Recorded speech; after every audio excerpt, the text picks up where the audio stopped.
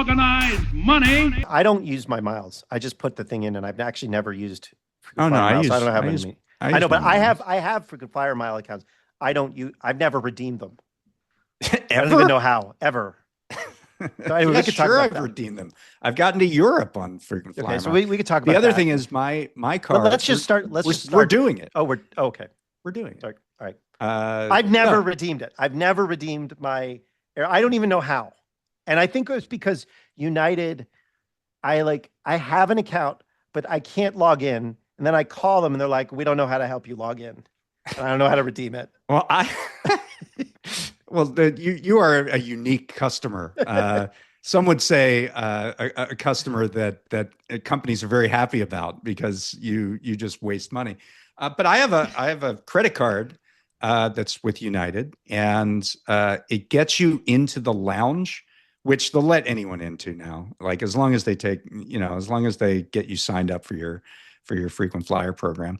And so I get into the lounge a couple times a year. I use it, accumulate miles through because basically airlines are just kind of banks that also have a shuttle bus, and it's an airplane that takes you places. So yeah, I get free flights and things like that. But you have to work at it Well, to make it work best for you. and this is a good entree to the topic of our show, which is loyalty programs, right? And I have this part of the dynamic here is I don't want to redeem my frequent flyer miles. I've always felt they're creepy. I've always hated loyalty programs. I try not to give my emails to stores, even if they're giving me a discount, all the rest of it. I think there's something off about it. And what I love about this episode is that it totally confirms my Right. biases. You are unusual Yes. because loyalty programs are exploding across the economy. Whether you're talking about retail stores, fast food restaurants, grocery stores, loyalty programs that they give you a card and say you can get some discounts, or you can get, if you buy a certain amount, you get a bit free. These things have become ubiquitous. And what they really seem to be doing as a primary objective is they give these companies access to your individual personal data, whether it's your purchasing history or your demographics or all sorts of other things, your browsing history, and much, much more. And it is a primary way in which companies not only are learning everything about you to set prices, but also acquiring this data, which is a financial asset for them that they can use to sell to third parties. I mean, I think this is widely known at this point, but in case you don't know it, I think that what they show is that the big airlines, the frequent flyer programs, are actually worth more than the airline part of the business. In fact, Right. sometimes the airline itself is a negative value, and it only has a positive stock price because of their frequent flyer and credit card programs. So this is Right. like And if actually you a looked at huge part of our 100%. economy now. And if you looked at Kroger or if you looked at Yeah, Albertsons, it would be the same way. I mean, they have right. very thin margins on the grocery business, but the business of collecting your data is a good business, and it's very lucrative for them. So on this episode, we talked to two people who have really taken a deep dive into this whole world of loyalty programs. And they happen to be two people who played an instrumental role during Lena Khan's tenure at the Federal Trade Commission. So Sam Levine is now he's a senior fellow at UC Berkeley's Center for Consumer Law and Economic Justice. But previously, under Lena Khan, he was the director of the Bureau of Consumer Protection at the FTC. And then Stephanie Nguyen is a senior fellow at the Vanderbilt Policy Accelerator, which is part of Vanderbilt Law School in Nashville. But she previously was the chief technologist at the Federal Trade Administration. They've written a new paper about loyalty programs. It's called The Loyalty Trap: How Loyalty Programs Hook Us with Deals, Hack Our Brains, and Hike Our Prices. And we're going to talk about the allure of these loyalty programs, what they're really getting out of customers, how they're using the material that they get, and how they're even making the most loyal customers of these companies pay more than just a normal customer off the street. Organized Money starts now. Organized money. Stephanie, Sam, thank you so much for joining us. Great to be here. Thanks for having us. Okay, loyalty programs. These cover everything from frequent flyer miles to the card you use for the store, discounts at the grocery store, to the buy 10, get one free meal type of thing. So what is a loyalty program, just for our listeners? And then what's the history of these programs? A loyalty program is when companies give deals to customers, usually in exchange for something like an email address or an account with more information so that they can continue to receive information returned back to the store. And what's the history? Like how old are these things? Sam, do you want to take These programs go back decades. You had trading stamps decades ago. Some of the most seminal FTC cases were on consumers' ability to redeem trading stamps. They really were revolutionized in the early 1980s when airlines started introducing point systems. And that really changed the game when it came to both the consumer, how consumers experience loyalty programs, but also how companies have learned to monetize them. I remember when I was a kid, I had a little card. I was in the Roy Rogers Little Buckaroo Club, and I was a child, so that was a violation of Federal Trade Commission policy, I think. So if you could work on that 40 years later, that'd be great. I was a child member of a CD of the Month Club, and when I didn't pay the large bill I had racked up, I told them, "Too bad, I'm a kid. You can't come after me." A similar experience. Did you dress up as a lawyer for Halloween? I didn't need to. I would just my legal credentials were already apparent. That's right. That's true. So, I mean, these things are generally familiar to people now. And one thing you talk about in the paper is that, the first bit of this is how to hook people in. But it seems like you're pushing on an open door. Like, is it that hard to sell people to sign up for a loyalty program? Here's free money, essentially. So tell me about the process of, people getting comfortable with loyalty programs and how easy it is to acquire those people. So often consumers are at the cash register or at the checkout digitally on an e-commerce website, and companies will showcase you can save 10% off this very expensive carpet before purchasing it. And so there's almost like why wouldn't you do it? Because you can save $5, $10 right at the cash register. And so in that split moment, a lot of consumers are like, I'm going to do it. I'm going to, give them my email address. I'm going to give them my contact information so that I get the immediate benefit right now. But this is like a really great hook to attract consumers and keep them purchasing. It's intentional. Yeah. And part of it is like we don't have a price on our privacy. Like we don't think about it that way. That yes, I can pay 10% off now, but later on that's going to cost me. Like we don't process in that way, I think. I think it's right that we don't process it in that way, but in fairness to consumers, I would make 2 points. The first is that I don't think most people appreciate just how much information companies are collecting. When you're at the checkout counter that Stephanie was describing, and you're told, just give us your phone number. You might think that they're just going to keep your phone number to track your purchases. And what a report shows is that that phone number unlocks the door into a whole array of data about you, your location, your purchases, your browsing history, your search history. So first, I don't think consumers really know how much they're giving up in exchange for that discount. And second, the reality is that high prices have just made these programs a lot harder to resist. When you have double-digit, sometimes inflation in some sectors, and companies are offering you 10% off, even the most privacy conscious consumers are going to think twice about turning down a discount. Right. So here, one of the things we're kind of in the discussion, and we're already on the frame of loyalty programs are bad and they're malevolent and big businesses are using them to trap us.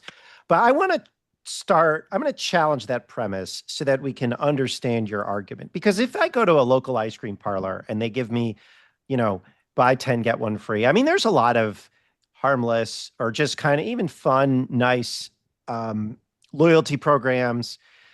who cares? I mean, isn't it kind of fun? And then I kind of, what distinguishes like a bad loyalty program from something malevolent?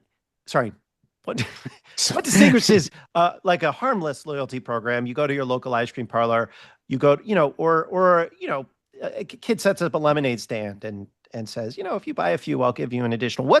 Where does it turn bad? And then is this, is there a history here?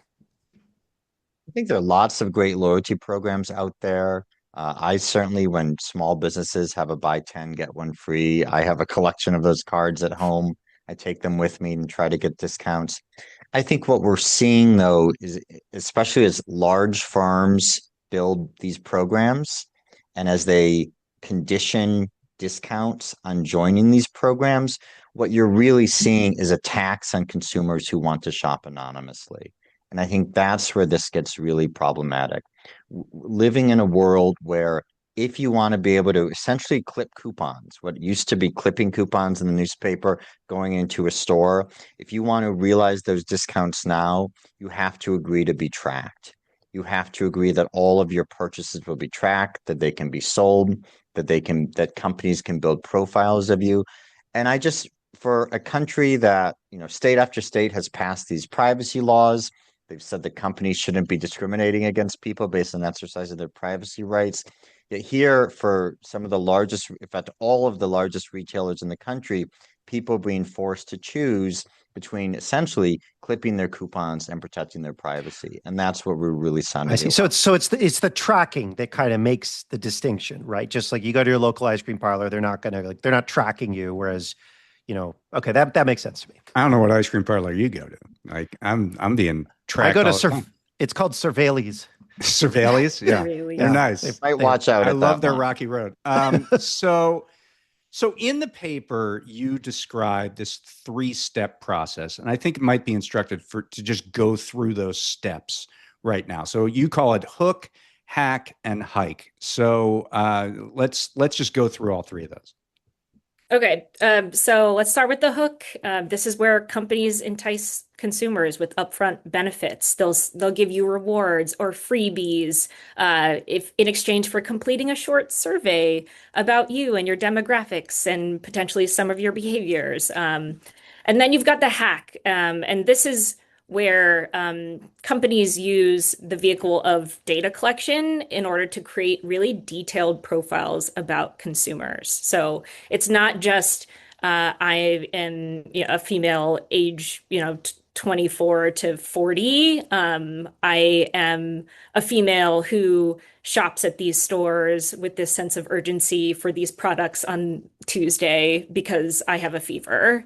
And so companies can really use a bunch of that data to ratchet up and experiment with prices in order to extract your willingness to pay. And then you've got the third piece of it, which is the hike.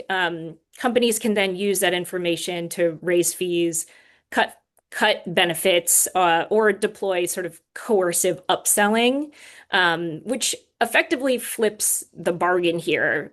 So now loyalty programs become, like Sam said, a cost instead of an actual benefit for consumers. Okay, great. So we talked about the hook a little bit, about the ability to get some sort of discount, how they're promising it. Let's key in on the hack right now, because one thing that was a stat that you just kind of said in passing in the paper, I thought was incredible. There's a recent Consumer Reports investigation of Kroger that found that a single customer's personal profile, based on the data it's collecting from, I presume, a loyalty program, was 62 pages long. So you've alluded to the was that person really that interesting? Like they have 62 pages of like, oh, this guy's just fascinating. Maybe this is going on. Like, how interesting was this guy? It could be. They might have picked like a world traveler or something, a real globetrotter. So you've alluded to like how much and how varied the data is that companies are collecting through these programs, but maybe you could just sort of detail that a little bit. What are companies asking for? Well, I'll start by saying companies aren't asking permission. They're really just taking this information. It is true that when you sign up for these programs, you have to click something that nominally gives the company consent to collect all this information. But to be clear, this is not actually an exchange where Target or Home Depot says we're going to collect X, Y, and Z about you in exchange for these discounts. This is something that is happening in the background. And what is happening in the background is quite astounding. I don't think people would be surprised that their purchases are being tracked. But what we found just looking at privacy policies that, pick just about any major retailer today, they're looking at what they often call internet history. Some of them use session replay software to track your interactions with their website. They're looking at your search history. They're looking at your precise geolocation. It is not a coincidence that so many major retailers have encouraged consumers to download their app. It is not just to create a beautiful user experience. It is to make it much easier and more frictionless for them to track you. So these companies really are building huge profiles on every consumer. And they will say themselves that they're not just figuring out whether you like Big Macs or Quarter Pounders. They're analyzing your intelligence. They may be analyzing your willingness to pay. They may be analyzing your desperation. Really, the sky's the limit when it comes to taking all of this data consumers are generating through just their everyday interactions with the company and with the internet, and building profiles of consumers that can then be used to set prices and sold to other data brokers. And I will add that, in addition to building those profiles, I think the key interesting thing here is the inferences and the predictions that companies are saying in their privacy policies that they're doing with regard to your psychological trends or predispositions, attitudes, intelligence, abilities, aptitudes, like the list goes on and on. And so there's a big question here. What are companies predicting about you as a consumer? And what are they doing with that information? How does that impact the price that I'm given? Right. So let's go to something I'm a little bit nostalgic for, which is the McDonald's Monopoly game, right? When I was a kid, it's so exciting to go to McDonald's as a kid, right? And I just remember, I don't remember exactly what it was, but you got like pieces or something. What's happened with McDonald's Monopoly? I know now you have to download an app. Walk us through how that game or loyalty program existed in the past and how it exists today. And what is McDonald's doing with that information? So about 10 years ago, as you've described, McDonald's had a Monopoly game where you could play. You bought fries, you brought burgers, and on it would be a tiny little sticker that you'd peel off, and it would say, you won a little railroad piece, or you won a free mini McFlurry. And then you'd be able to redeem or collect the little stickers in hopes that you'd win the $1 million or win the Jeep Cherokee or whatever it is. Just recently, within the past month, McDonald's relaunched this program, the Monopoly game, except with a digital twist, as they say. You now have to download the McDonald's app in order to redeem any of the pieces of the Monopoly game that you're playing. So you have to download the app, you have to enroll in the loyalty program. Even if you receive the physical piece, you have to download the code into the app.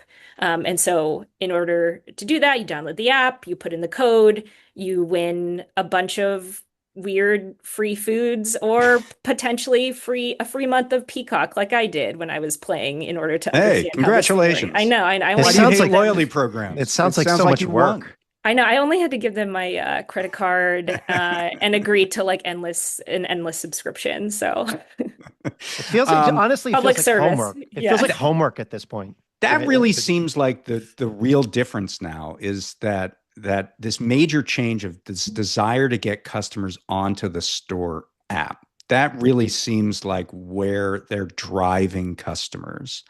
And this is one novel way of them getting customers to do it. There are also things like discounts are only on the app. And so if you want the benefit of a loyalty program, you have to go to the app, things like that. Is that just as simple as we think it is, that the phone is just a giant surveillance data collection machine? And if you're on the phone, then you have adjacent access to that information? absolutely a data collection machine, but I think one thing that's underappreciated is that it can also spur consumer behavior. So it's taking in data from consumers, and it's also making it easier for companies to shape consumer behavior and shape consumer preferences. So McDonald's on an earnings call recently said that folks who join their loyalty program go from visiting the store about 10 times a year to visiting a store about 26 times a year. That's a huge return on investment for McDonald's. And one way they do that, and Stephanie and I now can speak with some personal experience on this, is once you download the app, you start getting pushes, you start getting notifications. Show up at McDonald's now and you get free fries. Buy one burger, get one free, et cetera, et cetera, et cetera. So this is really about both collecting vast data from people, but also being able to then use that data to know what spurs people to spend more money at your store. And When I I think did, you can yeah, go see, ahead, Seth. you could see some of this stuff in their earnings calls, where they mentioned their goal is to get from, I think, something like 185 million to 250 million active users on their loyalty program app. And so this is part of a broader strategy. And something we've seen actually when I was using the McDonald's app is that the less I logged in, the more I got pushes to return to the app and redeem certain things or like get more discounts to go into the store. Yeah, I mean that was one thing I found interesting about your report. Although first I want to say that if your loyalty program is named after Monopoly, I do kind of think you should be able to screw people. I feel like you're not. That's true. I feel like that It's there above is board. Yeah. you're not. Truth in advertising. Yeah, kind of. There is an element here of the thing I see most often because I watch football is these gambling, the gambling app, the sports apps, and they have a kind of loyalty-esque type of thing. But I think one of the more interesting things about your report is that what you found is that like there's a kind of pricing game element to it, where if you're more loyal, they give you fewer discounts, right? I mean, if you're kind of what you just said, how do they use these apps to engage in pricing? Right? Do they use your data kind of against you to extract more money and not just to entice you into McDonald's more often? Because honestly, so you go to McDonald's more, that doesn't sound like a big deal. But what if are they changing the price? Are they changing how they give you discounts based on what they know about you? Yeah, so just backing up a little, and I definitely want to circle back on the sports betting apps because I think the analogs are really clear and you did not make it up. Many of the companies offering consulting services and loyalty programs are encouraging companies to use gamification as a way to keep people engaged. So that is not a coincidence. But back to price setting, the whole reason that Stephanie and I started researching loyalty programs is we were actually researching surveillance pricing. What it looked like, we were doing that when we were at the FTC. When we left government, we were looking at what were the tools states can use to challenge surveillance pricing abuses, what kind of industries were we seeing it. And for your listeners who don't know what surveillance pricing is, it's setting individualized prices according to what the most people are willing to pay based on data collected about them. What we found is that loyalty programs really are the frontier of surveillance pricing. This is where companies are doing the most experimentation with individualized pricing. Why? This is where companies have the most data on people. This is where companies can see, okay, if I send more discounts to this customer, I can get them back in the store. If I send discounts late at night when I know they're coming back from work, or I know there's a McDonald's, this is just hypothetical. I know there's a McDonald's drive-through between a person's workplace and a person's home. I'm going to send a push notification now. It's not a coincidence that these companies are seeing success, dramatically increasing how much people visit these stores because of these notifications. And their ability to send personalized offers. And every single company that we looked at in their privacy policy will say they send personalized offers. That is a form of surveillance pricing. Matt, you are going to get a different price than Stephanie based on the profile that a company has on you. And I think people think it's very innocuous because it's a discount. Who cares? It's less money. But at the end of the day, companies are figuring out what each of us is going to be willing to pay. And And that is going to lead us into a world where you don't have companies publicly advertising prices and competing. Instead, you have companies targeting individuals with estimates of the most each person is willing to pay. And I think that's not a world most of us want to live in. Yeah. When I did a surveillance pricing report last year, I actually looked at the company that designed the McDonald's app. They're called Plexure. And they had slides on what kind of data they collect. And one of them was your financial data. So they knew when you got paid. And it's not hard to figure out, like if I know that this guy's getting paid on Thursday, that I can up my price a little bit more on Thursday because he has money in his pocket. But I mean, I think one of the big questions that everybody has that they have pretty much about everything is, how is this legal? There are a lot of, I mean, we don't have federal privacy legislation, but there are a lot of state privacy laws that restrict collection or require disclosure in some way or another. Why are companies able to collect this data specifically in the guise of a loyalty program? I think that's a really interesting factor here.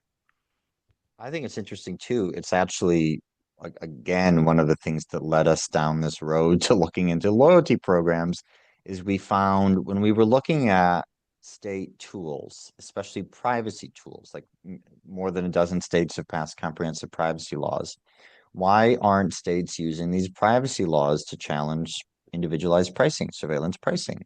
And what we found is that every single state privacy law has a carve out for loyalty programs, not a full carve out, but it says that if consumers so basically the way these laws work is that consumers have certain rights they can exercise, like opting out of targeted advertising or opting out of data sales. Mm-hmm. And the laws say explicitly that companies cannot discriminate against people through higher prices or otherwise based on their exercise of privacy rights. It's a really core principle. It's a really core protection. But the exception is for loyalty programs. And when you dig a little deeper, you find that in a whole bunch of these states that have passed these carve-outs, there's been a lot of lobbying by the retail industry to include these carve-outs. States like Maryland's privacy law took effect just in October, became the first state in its law to actually say loyalty programs can't condition participation on selling your data. That got a lot of pushback, we are told, from the retail industry. So these privacy laws have explicit carve-outs for loyalty programs. And I think that's been a big flashing green light to retailers. This is where to do the most data extraction. This is where to do the most experimentation. Get as many of your customers as you can into these loyalty programs, and then you don't have to worry about them exercising their rights under state privacy laws. So why are these programs popular? I mean, I know that if you say to people, I'm going to charge a different price, for you, Sam, versus you, Stephanie, people would hate that. But if you say, hey, I might give you guys discounts, it sort of sounds a lot better. And I know we've faced this when we've dealt with surveillance pricing questions. Do people think that loyalty programs are not about price discrimination? Is that changing? I mean, this is kind of a long question, but I have noticed people like frequent flyer miles, right? That was the original kind of data-oriented loyalty program, but they're increasingly kind of catching on to this scam. Is that happening, broadly speaking, with loyalty programs, or are they still really popular, and why are they popular? I will say that when we talk about loyalty programs, we're also talking about different rewards. We're talking about discount clubs. We're talking about club card programs. So it's like a pretty vast kind of sea of different types of programs we're talking about. And they are wildly popular. When we were going through a lot of the comments from the Washington Post article that was just released, a lot of people were like, I need to sign up for this loyalty program or the frequent flyer miles in order to afford my flight to go home. Mm-hmm. And so much of that type of comment was surfacing in not just in those comments, but in Reddit, in other forums. So people need to use these loyalty programs in order to afford to be able to do things, especially given the rising cost of inflation and just being able to shop at the grocery store, to be able to communicate or travel. The list goes on and on. That sounds like the companies have got us. They are monetizing our desperation. That the way in which the economy is set up, corporations know that they can offer a little treat and get everything they want, and in this case, it's data. But what's interesting about that, and what I think Matt was getting at when he's talking about customers getting in on the game, the kind of things you talk about in the paper, where loyalty programs are leading to the most loyal customers paying more. And that kind of upends this economist argument that, hey, this is discounts. This is a fair exchange for data. And, this is about, even if this is about willingness to pay, that's a discount for people who can't afford these goods and services as much. But if the most loyal customers are actually paying more, that completely upends that argument. Yeah, I think you sometimes hear this argument by economists that surveillance pricing is going to be great because companies are going to use it to redistribute wealth from the wealthy to they're going to play little Robin Hoods and steal from the rich to give to the poor. That's why you hire a pricing consultant. That's right? That's what McKinsey's all about. Yeah. What McKinsey is famous for, that and telling New York City to put its garbage in containers. But what you actually see, and if you actually sat down with an economist, I think they would agree that this makes sense, is that if I'm just using this as an example, if Starbucks knows that you need your daily fix, that you are going to go and show up at that Starbucks every day to get your coffee, why would they be sending you discounts? The whole notion of surveillance pricing is estimating people's willingness to pay and charging not a penny less. If they know they have you, they're not going to send you discounts. Now, some people would say, and they'd be right, well, there are ways to game this system. One thing we heard after our report came out is, well, you should go to different coffee shops. You should make the coffee shop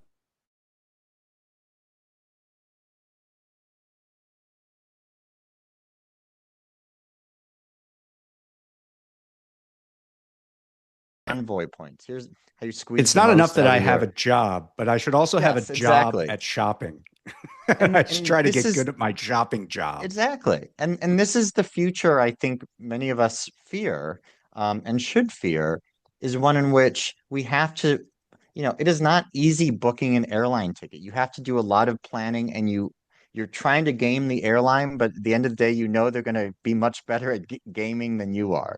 At the end of the day, you're probably not going to get a better deal than what the airline's getting from you.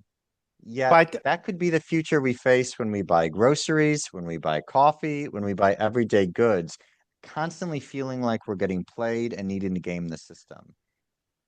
I gotta say, I hate the people that love these coupon games, because they're like people whose hobby is bureaucracy. And they're like, I like the game bureaucracy and I want to play it and I'm better at it. And then they get mad when you're like, not everybody wants to spend their time playing bureaucracy. And then they're like, but it's on you whether you want to spend your time. It feels very annoying. I'm just very annoyed. Bureaucracy, the wacky doctors. Well, I once traveled with a congressman who was obsessed with these like airport lounges, and he was really good at getting he knew all the airports and the different lounges and stuff. And it was like fun to travel with him, but it was also a lot of work that he just enjoyed doing. And I think it's weird because it also preferences people who have that kind of time. Well, and that correlates usually with people who aren't broke. It privileges people that like to do homework, right? And have the time to do it. And I did well in school, but I fundamentally believe in laziness.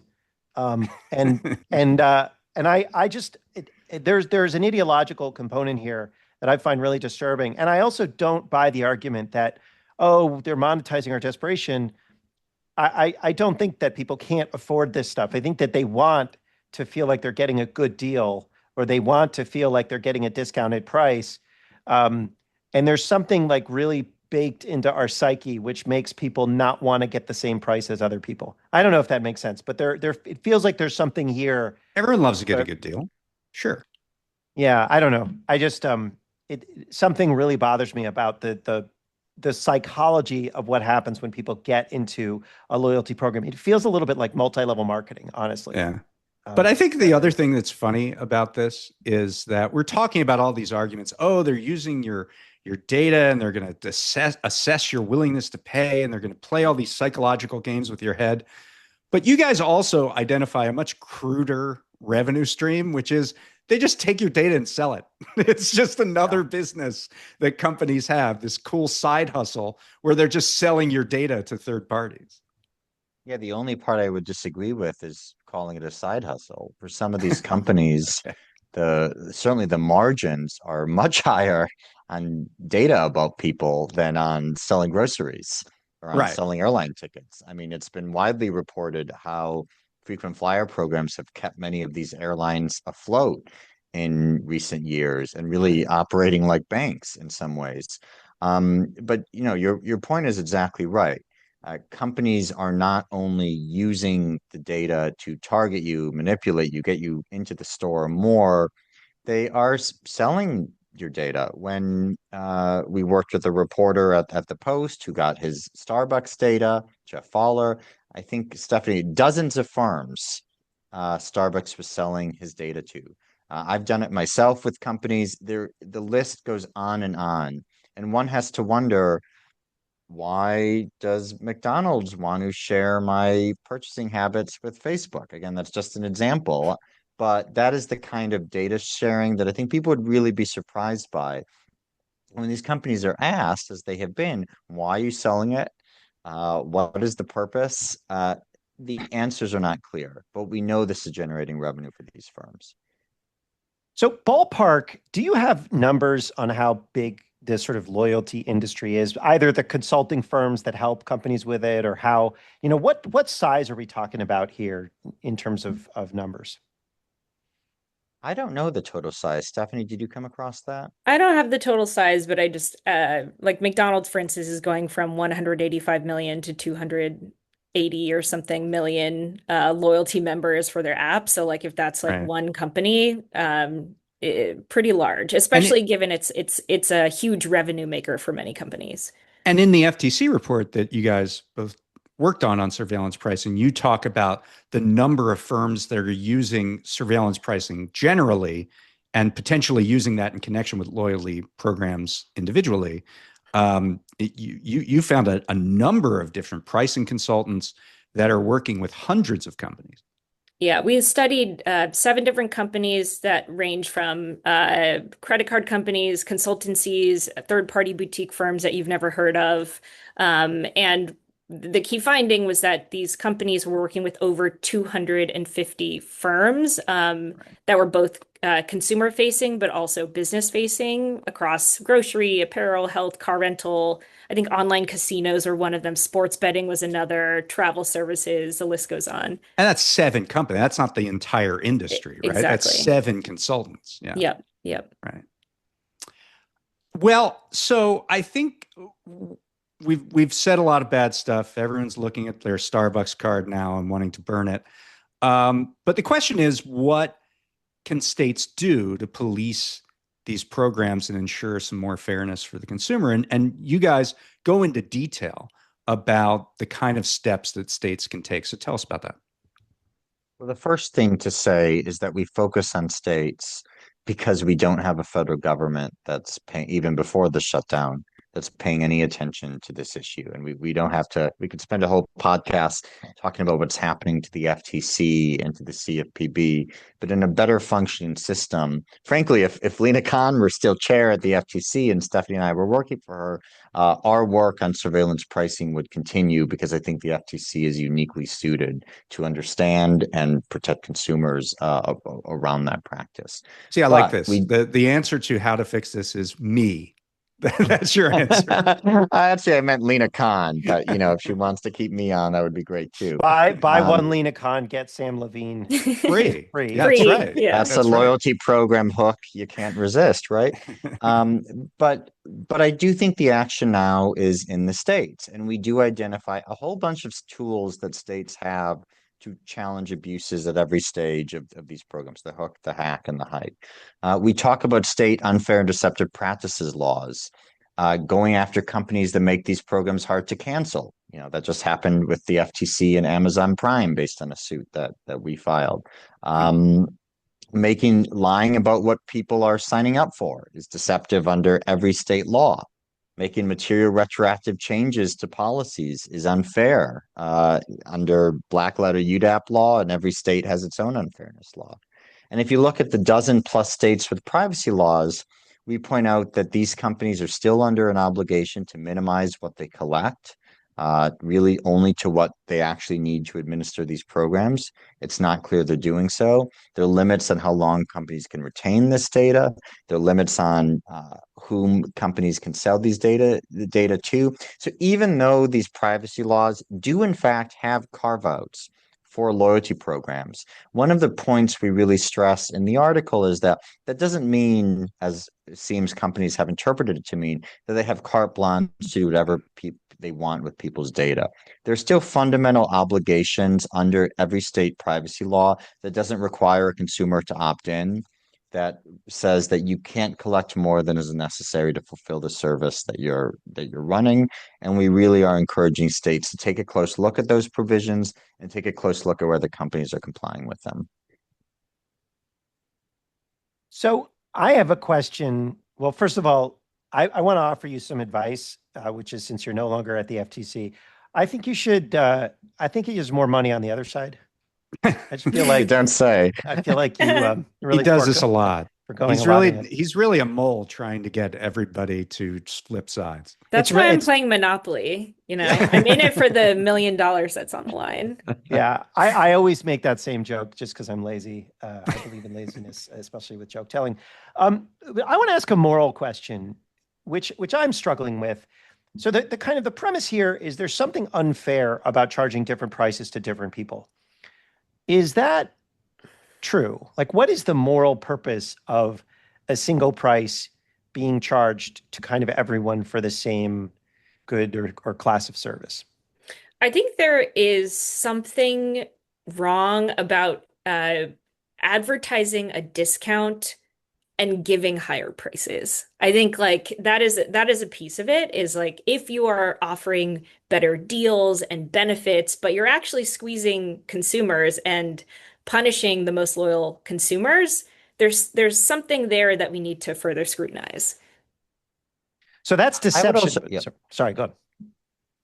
Yeah, I would also say I do think there's something fundamentally unfair. To be clear, we've never lived in a world where, or at least in my lifetime or yours, where there's absolutely one price for all people under all circumstances. Certainly, when I was a kid, I remember clipping coupons from the newspaper, and you could take coupons in and get a discount. And then that's a very crude form of price discrimination, right? It's a more price conscious consumer clipping a coupon and being able to get a discount.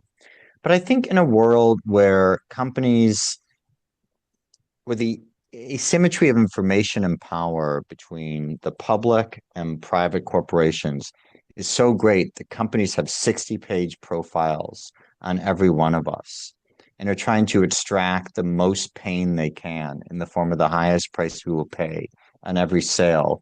I don't think that's the market system we want to live in. And I'm not one to argue what's moral or what's not, but I would argue, what is the kind of system we want to live in? Do we want to live in a world going back 150 years before the era of advertised prices, before the era when consumers could set a budget? Do we want to live in a world like we do in the auto sector, where you don't know what price you're going to get when you go in to buy a car, when you're likely to face discrimination as a result of who you are or what your preferences are? I think most people do want to live in a world where prices are publicly advertised, where you know that you might be able to clip a coupon if you spend some extra time, but that you're not going to be targeted because the company knows you have to get to a funeral, or because the company knows that you're really addicted to a certain brand of coffee. I think for me, that's just the kind of world I would want to live in. I think it's the kind of world most people want to live in. Um, but I think it's a world that we are rapidly losing if we don't have more action by states to protect that principle of One of fairness. my favorite local businesses is a banh mi sandwich shop in Eden Center, and they are known for offering a buy five, get the sixth sandwich free for decades. And I think about what would happen if that banh mi sandwich shop required consumers to put in a ton of information and then they used it to have to sell to third-party data brokers in order to stay in business. I think it punishes small businesses too if that's the game that they have to play in order to stay in business. Yeah, that's really interesting because, obviously we're a show about monopolies, and you do have a section in the paper about how these loyalty programs kind of lead to and reveal competition harms. So, could you elaborate on that? Why do loyalty programs sort of sustain monopoly? Fundamentally, and this came up in the Kroger-Albertsons merger, bigger companies are going to have a much greater ability to extract data from people, especially if you're operating multiple businesses and you have consumers in multiple loyalty programs. When Starwood and Marriott merged, that created a ton of data for the Hmm. combined entity on every traveler. And that's a really significant barrier to entry for potential upstarts. I mentioned Kroger because when Kroger argued that a divestiture would have solved the anti-competitive concerns that the FTC in many states raised in their challenge to that merger, one of the responses by the government was not so fast. You can't just divest a few grocery stores here and there and rebuild a loyalty program from scratch.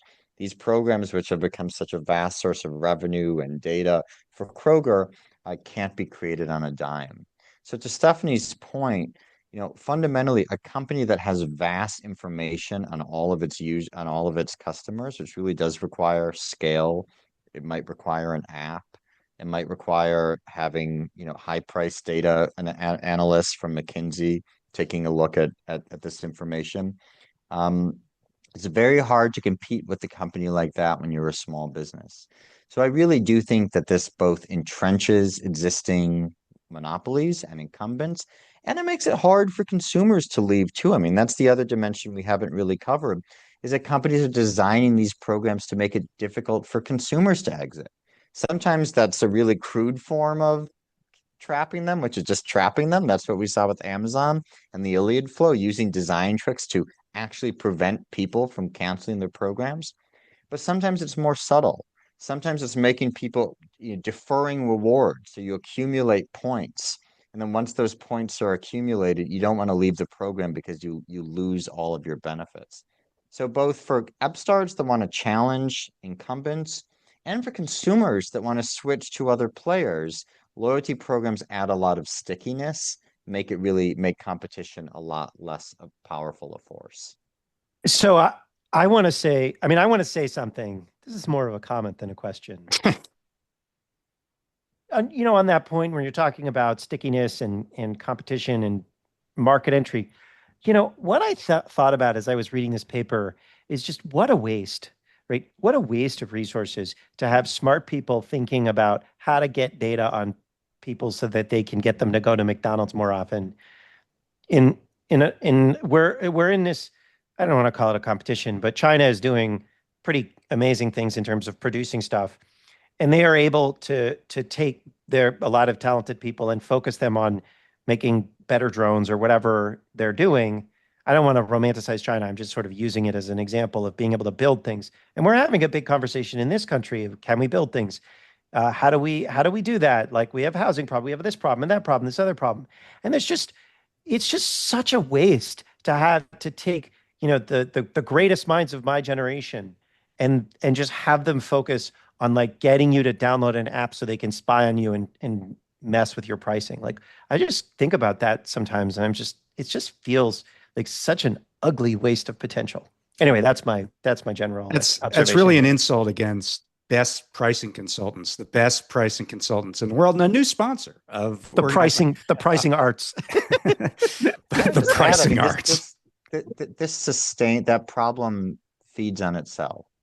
You have, I mean, we saw this with sort of tech and privacy and other spheres for years, but when you have the greatest data scientists coming out of our greatest universities going, and again, this is just an example, going to help McDonald's draft copy for their push notifications on what gets people into the store to buy a quarter pounder, is that a good allocation of resources? And B, what does that mean for the public institutions that are supposed to actually be monitoring the marketplace and protecting people in the marketplace? How do public institutions get data scientists, get technology? We were so lucky at the FTC to have someone like Stephanie as our chief technologist. We did not have that we did not have any chief technologist in the Trump administration under Joe Simons. He let that office go vacant. Stephanie built a whole team of really outstanding experts, but for every technologist we had at the FTC, a company like Facebook would have 100 or 150 or some insane number. So I think the problem is twofold. It's that so much talent is being diverted to get people to buy more Big Macs and lattes, and it's draining resources from the government agencies that are supposed to protect all of us from being able to do their job. One thing about that layer of technologists, and you covered this in the report, I thought this was a really innovative way to potentially go after this conduct. You know, we talked about this giant industry of pricing consultants who specialize in collecting data, using it to target people. And your point is that when consumers consent to a loyalty program, it's not necessarily clear that they're consenting to third parties to look at their data, to analyze their data, to target people with that data. You see that as a pretty fertile avenue for potential regulation, right? Yeah, absolutely. I mean, one of the things that I repeated over and over and over again when I was at the FTC, and any audience that would listen to me, is that we have to turn the page on notice and choice, also known as notice and consent when it comes to privacy. It's this failed regime. It was really an idea, in my opinion, hatched in the early 1980s when the Reaganites took over the FTC. Wait, can I just say notice and consent? Yeah. Is that like when you click agree, and that's Yeah. like that's the after you scrupulously read everything that's in that notice. That's what I mean. You've been notified and you've consented. And and just to back up a little bit, since I think there's a parallel story on Antitrust about what happened to Antitrust in the late 70s, early 80s. This was the FTC in the early 80s that said we generally expect markets to be self-correcting and government doesn't need to get involved. This was in the unfairness policy statement. The best way to protect people is just making sure they have all the accurate information.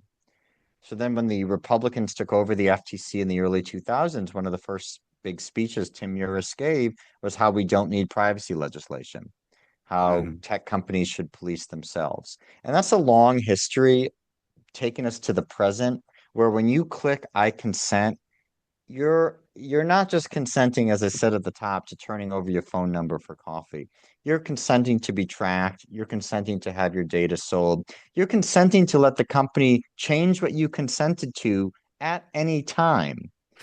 You're consenting to not be able to sue the company in many cases now. As a point we didn't make in the report, but is important to trust. When you join these programs, you're often waiving your right to form a class action, waiving your right to go to court.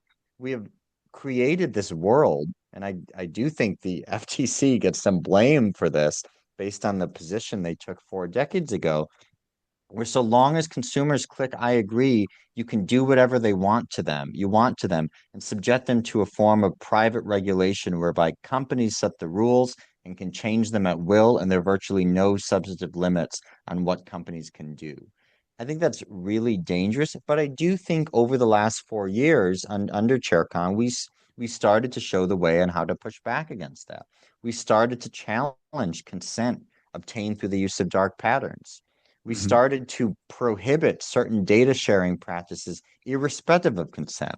We said that data brokers Doesn't matter what kind of consent you have, you can't share precise geolocation data that reveals people's visits to an abortion clinic. You just can't do it. So I think there is a pathway to moving beyond this hollow conception of notice and consent toward more substantive protections for people's data. But that does require states taking a fresh look at their unfairness authority, taking a fresh look at their deception authority, and not having it totally infected by this 1980s ideology that consumers should just protect themselves by reading policies. And I think it's important to know that, like, during this notice and consent regime over decades, quietly in the background, all these new things were happening. Advanced technology with AI has evolved to increase, the ability for tech companies to target your willingness to pay. There's been a ton of connected devices that are now in our homes, in our rooms, in our cars, in our pockets when we navigate the world. And all of these different ecosystems are now being connected and integrated. And so I think it's the perfect storm of, you've got the technological infrastructure set up, you've got the data and the ability to harvest a ton of data and then set segments to target users. And then you have the ability, like digital price tags that are now being rolled out into stores in person, where this is now going beyond just the screen and e-commerce stores online. You can walk into stores and see that prices are changing by the minute. And so I think it's the moment is ripe, and this didn't come from nowhere. This has been an economy that has evolved over decades.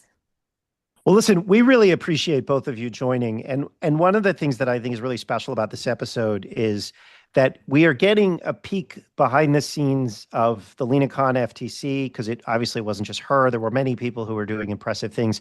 I've admired both of you for a while. Not you, Sam. I don't particularly like you, but Stephanie, I've admired you. At least one of the two. Yeah, one of you. I'm not going to tell you who. No, but I've admired you a lot, and but I think it's important for people to know that you guys were public servants. And if and so it is very exciting to see what you're doing now, and it does give people, I think, a sense of of what was going at the FTC and why it was so effective under Biden. All right, and the paper, just so people can take a look, is called "The Loyalty Trap: How Loyalty Programs Hook Us with Deals, Hack Our Brains, and Hike Our Prices." Samuel Levine and Stephanie Nguyen, thank you very much for being on Organized Money. Thanks for having us. And thanks for the great work of the Prospect on this issue too, which has been a source of information and insights as we continue that work. Organized money. Big fan. Sam once gave this speech last year or a year and a half ago, while he was at the FTC. He was heading the Consumer Protection Division, and he was secretly hated by every fancy lawyer in DC, although he kept making them money because their clients would then have to defend themselves. But, he gave this incredible speech on how the internet could not stop being a hellhole. And what he said essentially is, if we just stop it from being a zone of surveillance where, everything is about addictive user interfaces, it could return to what it once was, which was as a place of creativity and human flourishing. And he had a lot of legal approaches, including some things he talked about on the podcast, but, he alluded to, because that wasn't what this was about. But the FTC was actually getting there. And with another 4 years under Lina Khan, not that necessarily Kamala Harris would have kept her on or anything, but they really were getting there. And so as I was listening to this podcast, it really struck me that, what a loss it was that we didn't have more time to actually implement some of the things that that Chair Khan was doing, and Alvaro Bedoya and Becca Kelly Slaughter, and then that whole crew behind them, which included Sam and Stephanie. Yeah, there's something tragic about it, and it's a good window, as you said during the interview, into who these people were. Everyone has this image of it's just Lina Khan, or it's just Alvaro and Kelly and Becca, but there's just a whole slew of really dedicated, really creative thinkers that were chipping away at, an architecture that had built up for decades. that has worked against consumers, worked against entrepreneurs, worked against workers, et cetera. And they were really getting there. It's kind of the tragedy of this. Yeah, and tragedy. We don't have more time. I mean, I also just looking at what's going on now, and it really sucks. But I also think that it's something. It's kind of neat to see what they're doing now. So both Stephanie and Sam are relatively young. And I think that's the other part of it is there's this anger right now in the world about the old establishment. And I think one of the things the last comment we were talking about notice and consent, even the traditional Democrats under Obama were really into those frameworks, notice and consent and going back to Bill Clinton. And those people are old now, but Sam and Stephanie broke from that. And I think having this report out, there's a bunch of really interesting things going on with that whole network of people who came together under Jonathan Cantor and Lena Khan. Right. And I actually think it's pretty exciting because their insight is kind of about power, and power asymmetries is really starting to spread. Well, and the other thing is they're not wallowing in like, okay, now we're out of power. Now we'll just sit around twiddling our thumbs. They're really thinking about, okay, well, let's get states to work on this, or Right. let's get new interpretations of older laws and think about, how we can ban third parties like pricing consultants from collecting this data. It's really important that they are not sort of resigned to, the no regulation zone for the next 4 years. I feel like even your comment shows just how far we've advanced, because I think another way to put it is they're not working for the pricing companies. Right. Yeah, I mean, I think that's like exactly. what, under the old regime, I forget which one, but the one FTC commissioner who actually voted against Google's acquisition of Ramirez, right? Edith Ramirez? Of DoubleClick. Oh, She went and joined Herbalife. right. So she had like it was like even the best, Edith Ramirez is a lawyer. She's at chair of Right. FTC under Obama. She works for Google, does all like that, but that's like normal stuff. We're talking about the courageous one. Even the good people. Even the good one. Right, She went right. and then she's like, oh yeah, multi-level marketing. This seems like a good lane for me. It's a good right? market. So you've got, I think what's exciting about so many of these people is they're not going to work for the bad guys. They're actually trying to develop the intellectual infrastructure and the legal infrastructure to actually try to re-gear society in a way that's more fair. Yeah, and they're not going away. And there's a different architecture. I mean, yes, Biden ended up finding Lena Khan, finding some of these people, and putting them in positions of power. But what they did when they were there, building this entire bench that now can go into the states and can go back into sort of the democratic infrastructure and thinking about things like consumer protection and privacy is really, really going to be powerful in coming years. That's right. All right. Well, next week we'll have another episode of Organized Money. So join us. Like, Great. subscribe, all the rest if you're watching the YouTube, and I don't know, do your thing if you are listening through a podcast. I don't know what you're supposed to say, but anyway, listen to Organized Money. We're great. Yeah. Organized money.